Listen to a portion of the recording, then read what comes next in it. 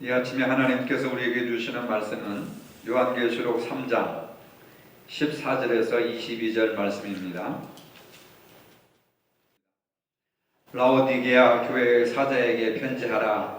아멘이시오 충성되고 참된 증인이시오 하나님의 창조의 근본이시니가 이르시되 내가 내 행위를 아노니 내가 차지도 아니하고 뜨겁지도 아니하도다. 내가 차든지 뜨겁든지 하기를 원하노라. 내가 이같이 미지근하여 뜨겁지도 아니하고 차지도 아니하니 내 입에서 너를 토하여 버리리라. 내가 말하기를 나는 부자라 부유하여 부족한 것이 없다 하나 내 곤고한 것과 가련한 것과 가난한 것과 눈먼 것과 벌거벗은 것을 알지 못하는도다. 내가 너를 권하노니 내게서 불로 연단한 금을 사서 부유하게 하고 흰옷을 사서 입어 벌거벗은 수치를 보이지 않게 하고 안약을 사서 눈에 발라 보게 하라. 물은 내가 사랑하는 자를 책망하여 징계하노니 그러므로 내가 열심을 내라 회개하라. 볼지어다 내가 문 밖에 서서 두드리노니 누구든지 내 음성을 듣고 문을 열면 내가 그에게로 들어가 그와 더불어 먹고 그는 나와 더불어 먹으리라. 이기는 그에게는 내가 내 보좌에 함께 하여 주기를 내가 이기고 아버지 보좌에 함께 앉은 것과 같이 하리라. 귀 있는 자는 성령이 교회들에게 하시는 말씀을 들을지어다. 아멘. 라오디게아라는 말은 백성의 공의, 백성의 옳은 판단이라고 하는 뜻을 가지고 있습니다. 라오디게아 교회는 빌라델비아에서 버가모와 두아디라 4대를 통해서 연결되는 주요 도시 가운데 하나입니다. 라오디게아는 주변 도시와 함께 무역의 중심지로 성장을 했습니다. 인구가 많은 상업도시고 금융업이 발달을 했습니다. 이곳은 안약 제조로도 유명했고 유명한 의과대학이 있을 정도로 아주 발달된 도시였습니다. 이 도시는 생활용수가 절대적으로 부족하여서 북쪽 9km 정도 떨어진 히에라폴리스와 골로새서에서 물을 끌어다가 이렇게 사용을 했습니다.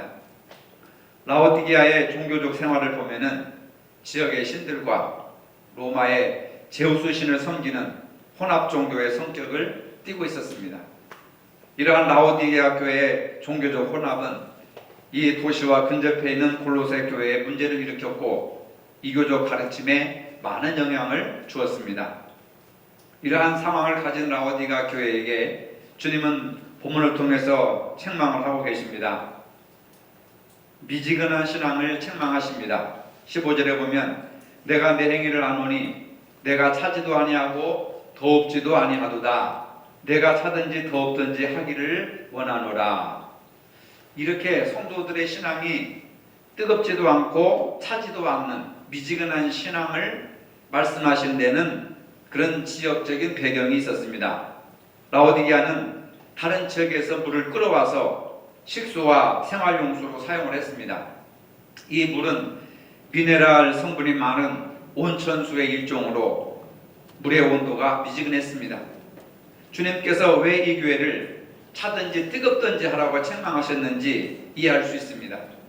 골로새서에서 내려오는 차가운 물과 히에라폴리스에서 오는 뜨거운 물이 섞이면서 바로 미지근한 물이 되어버리고 말았습니다. 16절에 내가 이같이 미지근하여 뜨겁지도 아니하고 차지도 아니하니 내 입에서 토하여 버리리라 하는 무서운 말씀을 하십니다.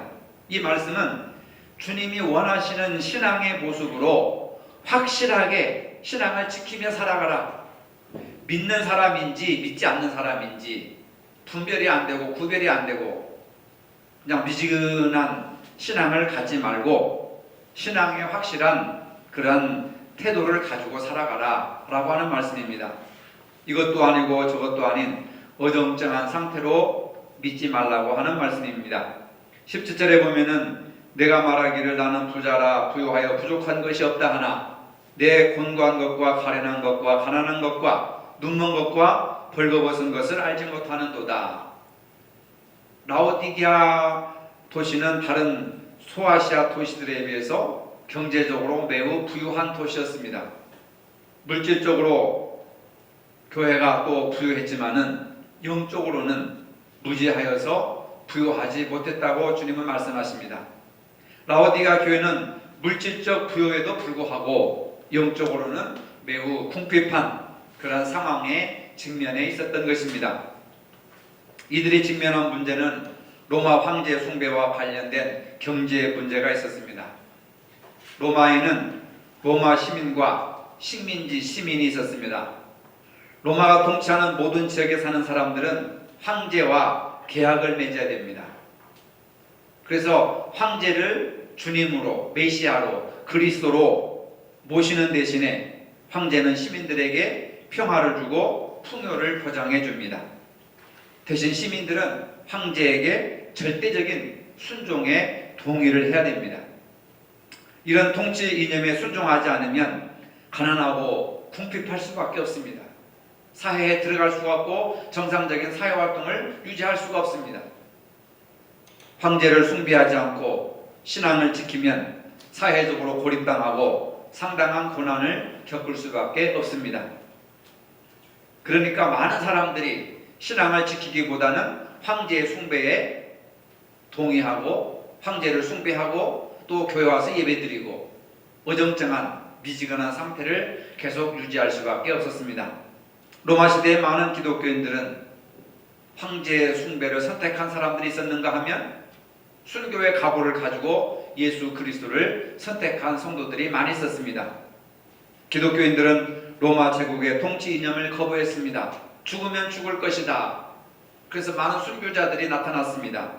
그리스도인들은 로마 황제를 절대 권력자로 또 신으로 인정하지 않고 온 우주의 통치자는 오직 예수 그리스도밖에 없다라고 하는 신앙을 지켰습니다. 그 신앙의 대가로 죽임을 당하고 그 다음에 감옥에 갇히고 고문을 당하고 말로 다 할 수 없는 수많은 어려움을 겪을 수밖에 없었습니다. 그래서 요한계시록의 여러 부분을 보면은 황제 숭배를 하지 말고 하나님께만 경배하라 라고 하는 여러 가지 본문들의 이야기가 많이 있습니다. 요한계시록에 나오는 음녀라든지 귀신이라든지 사탄이라든지 뭐 리어야단, 용이라든지 이런 모든 어떤 초월적인 존재들은 전부 사실상 로마를 가리키는 겁니다. 로마 황제를 가리키는 것이고 로마의 권력을 가리키는 것이고 로마의 통치권을 말하는 겁니다. 그래서 황제의 숭배에 빠지지 말고 오직 하나님께만 경배하라. 오직 예수만 경배하라. 그래서 마지막에는 교회가 일곱별의 주인이신 예수가 세상의 영을 무너뜨리고 승리하게 될 것이다 라고 하는 것이 요한계시록의 말씀이에요. 결국 로마는 무너지고 기독교가 승리할 것이다 라고 하는 내용입니다. 하지만 라오디게아 교회는 신앙의 순결을 지키지 못하고 황제의 숭배와 타협을 해버렸습니다. 때문에 그들의 신앙은 미지근하다고 했습니다. 황제를 숭배하는 까닭에 장사도 잘 되고 사업도 잘 되고 혜택도 많이 받고 경제적으로 풍요로워지니까 교회가 당연히 부자가 되는 것이죠. 그래서 내가 물질적으로는 부유하다 하나 부유한 자가 아니라 영적으로는 매우 궁핍한 자로다 라고 하는 말이 거기에서 나오는 겁니다. 여러분 광주에도 큰 교회들이 많잖아요. 월광교회, 베델교회 뭐 큰 교회들이 많습니다. 근데 저는 그 과정을 잘 모르는데 목사님들이 이렇게 이야기하면서 깜짝깜짝 놀라는 일들이 많은데 어떤 사업하는 분이 뭐 월광교회 150억을 헌금을 하고 그래서 학교를 짓고 뭐 그런 이야기들을 많이 하더라고요. 자기 집을 팔아가지고 헌금을 하고 그것도 뭐 수십억 수백억씩 그런 분들이 있었고 그런 사람들이 모이니까 교회가 크게 되는 거예요. 야, 우선 어떤 신앙이면 150억을 최근의 일이 아니라 오래전의 이야기라고 하더라고요. 150억을 헌금할 수 있을까? 여러분 같으면 할 수 있습니까? 이게 어려운 문제예요. 근데 그분들은 그런 것을 그냥 흔하게 최선을 다해서 그러니까 바치는 거죠. 사업하는 분들이니까 통이 크지 않습니까? 그러니까 교회가 커지는 거예요. 그래서 우리가 여기서 중요한 것은 물질적으로만 풍성해지면은 영적으로 풍부해지기가 쉽습니다. 물질적인 것과 영적인 것이 함께 가야 되는 거예요. 신앙의 순수함과 열정과 이 두 부분이 같이 가야 된다. 그래야 확장된다라고 하는 것을 알 수 있습니다. 라오디게아 교회는 물질적으로는 풍부했지만 영적으로는 가난한 자들이 되어버렸다 하는 것을 예수님께서 지적을 하십니다. 황제신앙과 타협한 라오디게아 교회를 향한 예수님의 권면입니다. 18절에 내가 너를 권하노니 내게서 불로 연다는 금을 사서 부유하게 하고 흰옷을 사서 입어 벌거벗은 수치를 보이지 않게 하고 안약을 사서 눈에 발라 보게 하라. 그런 교회에게 물질적으로는 부유하나 영적으로는 궁핍한 그 라오디게아 교회에게 예수님이 처방을 내려주십니다. 불로 연단한 금을 사서 부유하게 하라. 물질적으로만 부유하게 되는 것이 중요한 것이 아니라 연단한 금을 사서 영적으로 부유하게 하라 그 말입니다. 연단한 금은 불로 단련된 금으로 영적으로 말하자면 죄를 씻음으로 자신의 삶을 정결하게 하는 그런 신앙을 갖도록 해라 하는 말입니다. 환난을 통해서 하나님의 백성을 정결하게 하는 것을 의미하기도 합니다. 연단한 금을 사도록 권면하는 것은 금이 재련을 통해서 순금이 되듯이 신앙의 연단을 통해서 온전한 신앙을 회복하라고 하는 겁니다. 물질적으로만 자꾸 부풀려 가지고 하려고 하지 말고 연단한 금을 사서 영적으로 부유한 사람들이 되라. 주님께서 보실 때는 세상적으로 부유한 교회는 영적으로 궁핍한 교회가 되기 쉽다는 겁니다. 거기에 만족하지 말고 영적으로 부유한 자들이 되라. 신앙을 회복하라 하는 겁니다. 그게 주님께서 말씀하시는 처방책입니다. 두 번째로는 흰옷을 사서 벌거벗은 수치를 보이지 않게 하라. 교회 공동체의 정체성을 회복하라고 하는 겁니다. 주님의 눈에 볼 때는 라오디게아 교인들이 벌거벗은 거예요. 옷이 없어서 벌거벗은 겁니다. 그래서 흰옷을 사서 벌거벗은 수치를 보이지 않게 하라 하는 얘기입니다. 옷을 더럽히지 아니하는 것은 우상 숭배에 동참하지 않는다는 것을 의미합니다. 적극적인 의미로는 예수님과 정상적인 관계를 맺어라. 옷이 염색과 세탁 과정을 통해서 깨끗하고 아름다워지듯이 신앙의 정제를 지켜서 행위가 순전해지라고 하는 겁니다.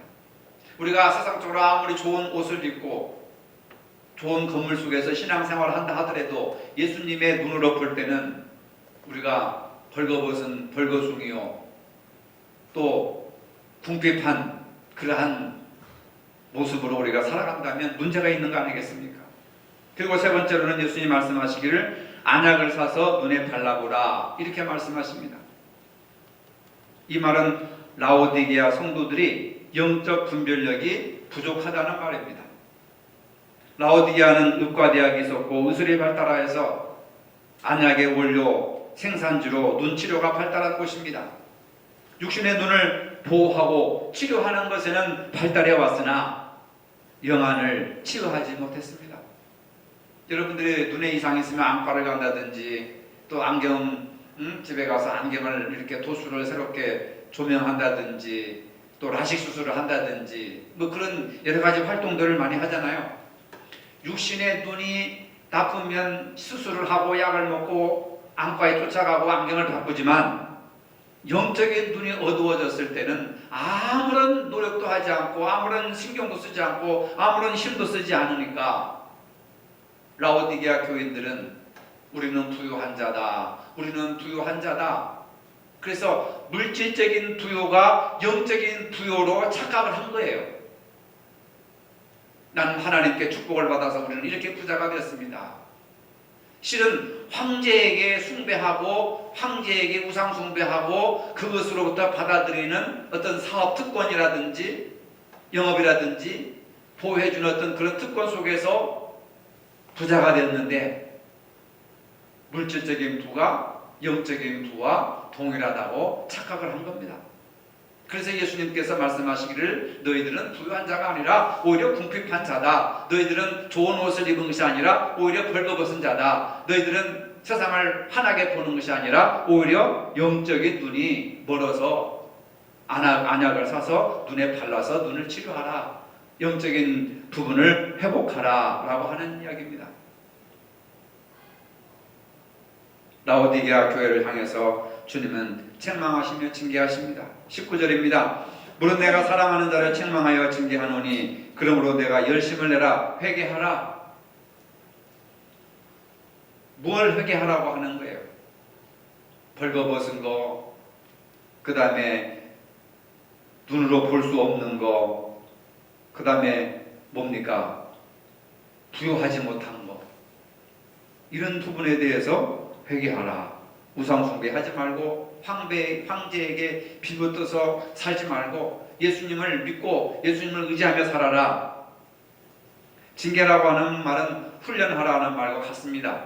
히브리서 12장에 보면 사랑하는 자를 징계하신다 말씀하셨습니다. 사랑하는 자를 훈련시키신다는 겁니다. 하나님은 사랑하는 자를 언제나 바르게 서고 바르게 행동하고 바르게 섬길 수 있도록 훈련시키신다는 겁니다. 이스라엘 백성들을 온전히 하나님을 섬기도록 40년 동안 광야에서 훈련시키지 않았습니까? 20절에 볼지다 내가 문 밖에 서서 문을 두드리노니 누구든지 내 음성을 듣고 문을 열면 내가 그에게로 들어가 그와 더불어 먹고 그는 나로 더불어 먹으리라.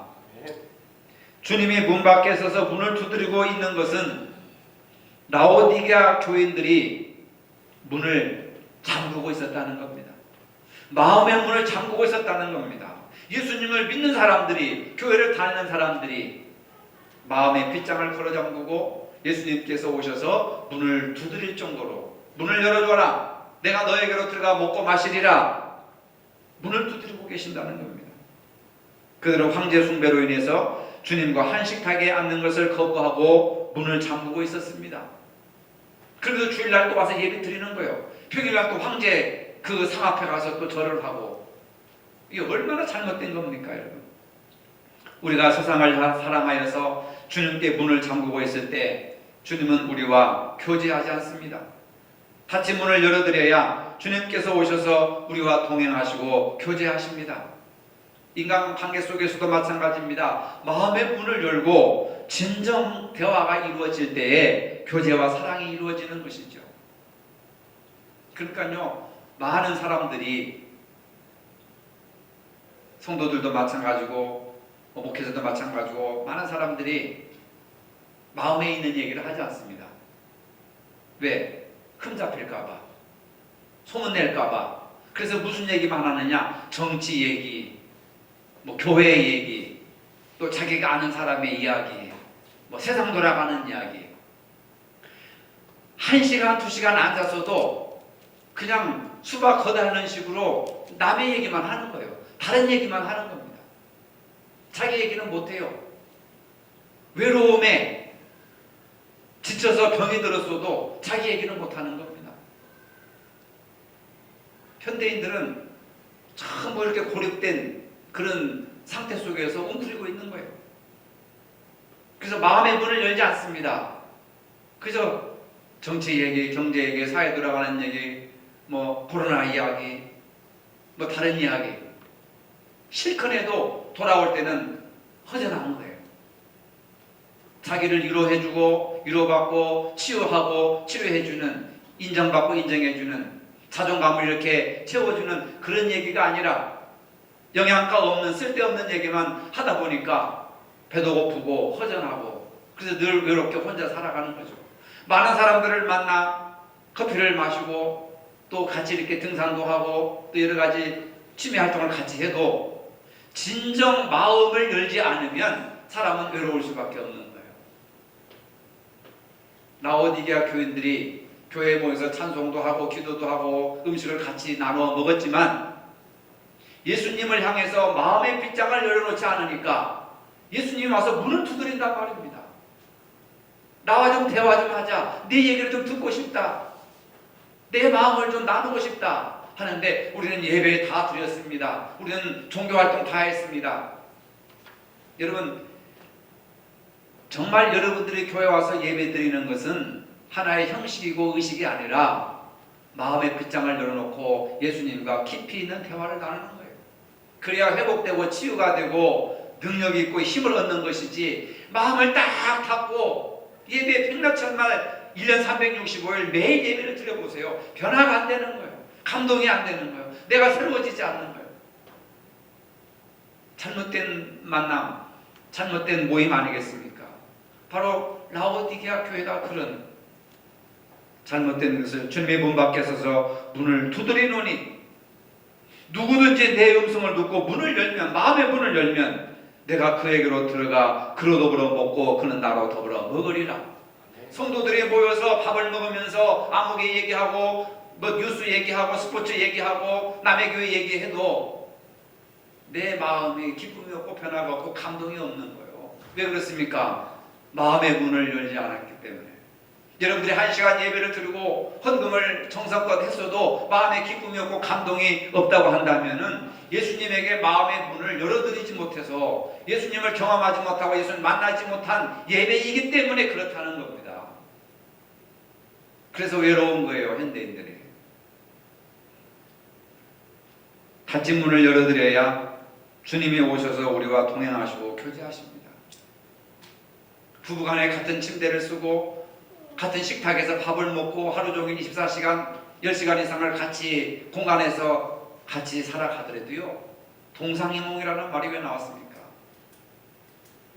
마음을 열지 못하고 진정한 존재로서 가치를 인정해 주지 못하면 법적으로는 부부이지만 정서적으로는 사실상 결별하고 이별한 사람과 마찬가지예요. 얼마나 불행한 겁니까 그게. 또한 문 밖에 서서 문을 두드리고 있는 주님의 모습은 구약성경 아가서 5장 2절에 어여쁜 신부야 하는 그런 신부의 방을 두드리는 신랑의 모습을 연상케 합니다. 교회를 향한 예수님의 애정이 얼마나 진하게 묻어있는가를 보여주고 있습니다. 문을 열면, 주님을 맞이하면, 주님을 영접하면, 바로 예수를 영접하면 구원받는다라고 하는 것이 바로 예수님을 향해서 내 마음을 열면 예수님이 내 속에 들어오셔서 나의 삶의 주인이 되시고 왕이 되시고 주권자가 되시고 내 삶을 다스리시는 그런 분으로 예수를 믿는다고 하는 건 그런 의미예요. 교회만 다닌다는 의미가 아니라 예수님을 향해서 문을 열면, 예수님을 내가 영접하면 그분이 나와 더불어 먹고 나와 더불어 마실 것이다. 식사를 같이 한다는 거예요. 그것은 바로 성만찬과 혼인잔치를 의미하는 겁니다. 성만찬은 화해를 얘기하는 것이고 혼인잔치는 기쁨을 말하는 겁니다. 그래서 보험서에 보면은 혼인잔치 이야기들이 많이 나오는 거예요. 예수를 믿으면 예수님과 화해하게 되고 하나님과 화해하게 되고 모든 성도들과 화해하게 되고 그리고 기쁨의 자리로 나아가는 것, 그게 바로 예수님을 영접했을 때 가능한 일들이다 그 말입니다. 이기는 자에게 약속이 있습니다. 20여 절에 이기는 자에게는 내가 내 보좌에 함께 앉게하여 주기를 내가 이기고 아버지의 보좌에 함께 앉은 것과 같이 하리라. 귀 있는 자는 성령이 교회들에게 하시는 말씀을 들을지어다. 이기는 자에게 주시는 예수님의 보좌는 만국을 다스리는 권세요, 예수님의 권세를 주신다고 말씀하셨습니다. 근데 이러한 모든 것들을 귀 있는 자는 성령이 교회들에게 하시는 말씀을 들을지어다. 귀 있는 자라고 하는 말은 무슨 의미입니까? 성령이 하시는 말씀을 듣는 귀를 말하는 겁니다. 하나님의 말씀을 알아듣는 귀는 많지 않습니다. 더구나 마지막 때에는 사람들이 바른 교훈을 받지 아니하며 귀가 가려져서 자기의 사욕을 좇을 스승을 많이 두고 또 그 귀를 진리에서 돌이켜 허탄한 이야기를 조차 예언의 말씀을 들으려고 하지 않습니다. 귀 있는 자는 들으라고 하십니다. 요한계시록에서는 7교회에 보낸 편지의 마지막 부분에서 반복해서 말씀하고 있습니다. 귀 있는 자는 성령이 교회들에게 하시는 말씀을 들을지어다. 중요하니까, 너무 중요하니까 7번씩이나 반복해서 말씀하시는 겁니다. 이 말은 성령으로 할례받은 자의 귀만이 들을 수 있다고 하는 말씀입니다. 라오디게아 교회는 무림한 기독교인이었습니다. 주님과 함께 삶을 나누지 않았습니다. 예수님은 우리가 영적인 모든 것이 치유된 후에 한 식탁에서 가족 간의 관계를 누리도록 우리를 초청하십니다. 믿음과 행함과 영안이 치유되기를 원하십니다. 우리는 주님을 우리의 사랑의 식탁으로 모셔드려야 합니다. 물질적 부요를 영적 부요로 잘못 생각하면 안 됩니다. 물질적 부요를 신앙의 큰 신앙, 잘되는 신앙, 잘 믿는 신앙으로 착각을 하면 안 된다는 겁니다. 라오디게아 교회는 미지근하게 신앙생활을 하면서도 나는 부자라 부유하여 부족한 것이 없다라고 큰 소리 쳤습니다. 아마도 라오디게아 교회는 세상에서는 부자로 살았습니다. 그들은 자신의 영적 형편까지도 부유하다고 여겼습니다. 한 손에는 신앙을 잡고 한 손에는 세상을 잡았으니 다 잡았다고 생각했을지도 모릅니다. 하지만 주님께서는 라오디게아 교회가 실상은 매우 가난하고 눈멀고 벌거벗었다고 징계를 하십니다. 영적으로 빈곤하게 살았다는 말입니다. 영적으로 빈곤한 것이 진짜 빈곤한 것이고 비참한 신앙이라고 말할 수가 있는 것입니다. 주는 오늘 본문을 통해서 말씀하십니다. 내가 너를 권하노니 내게서 불로 연단한 금을 사서 부유하게 하고 흰옷을 사서 입어 벌거벗은 수치를 보이지 않게 하고 안약을 사서 눈에 발라보게 하라 하십니다. 이 말씀을 문자 그대로 이해하면 안 됩니다. 이것은 상징적이고 영적인 의미를 담고 있습니다. 금을 사서 부유하게 하라는 말씀은 영적으로 부유하게 되라는 말씀입니다. 말씀으로 부유하고 찬양으로 부유하고 기도로 부유하고 성령으로 부유하고 사랑으로 부유하라. 금을 사라고 하는 것은 변함없는 신앙생활을 풍성하게 하라는 얘기입니다. 흰옷을 사서 입으라 하는 말씀은 신자답게 승리와 순결의 삶을 살아서 신자의 본분을 잘 간직하라고 말씀하시는 겁니다. 안약을 사서 눈에 발라보게 하라는 말씀은 영적으로 눈을 밝히라는 겁니다. 진리의 눈을 뜨고 영적 안목을 가지기를 사모하면서 성경적 세계관과 가치관을 가지고 살라. 자기 고정관념, 자기 어떤 고집으로만 살 것이 아니라 주님의 가르치심과 말씀을 따라 살아가도록 말씀하고 있습니다. 특히 19절에 무릇 내가 사랑하는 자를 책망하며 징계하노니 그러므로 내가 열심을 내라 회개하라. 주님께서 라오디게아 교회에게 회개하라고 말씀하십니다. 이 말씀을 받아들인 성도들이 마지막에 이기는 자들이 될 것이다 라고 말씀하십니다. 예수님의 가장 큰 안타까움은 라오디게아 교인들이 마음 안에 예수님이 계시지 않았다는 사실입니다. 예수님께서 마음 문 밖에 계셔서 문을 두드릴 수밖에 없는 상황입니다. 우리는 주님께서 마음의 문을 두드리는 소리를 귀를 기울여 들어야 합니다. 아무리 문을 두드려 우리에게 문을 열라고 하신다 할지라도 내가 그 음성을 듣지 못하고 마음의 문을 열어드리지 않으면 예수님이 내 안에 들어와서 나의 주인이 될 수가 없습니다. 예수님께서 내 마음에 들어오셔야 예수님과 함께 먹고 마시면서 교제를 나눌 수가 있는데 예수님께서 문 밖에 서 계시기 때문에 예수님을 만나는 그 신비한 경험 속으로 들어가지 못하는 겁니다. 말씀을 통해 예수님께 문을 열어드리는 사람이 있는가 하면 문을 열지 않는 사람들이 있을 것입니다. 선택은 각자가 합니다. 예수님께서는 우리 마음의 문을 어떻게 두드리십니까? 어떤 때는 새로운 진리를 깨달음을 통해서 마음의 문을 두드리십니다. 어떤 때는 죄를 지적하면서 죄를 생각나게 하고 그 죄로 인하여서 회개하면서 마음의 문을 두드리시는 경우도 있습니다. 어떤 때는 양심의 가책을 통해서 우리의 마음을 두드리십니다. 어떤 때는 고난과 아픔을 통해서 우리의 마음의 문을 두드리십니다.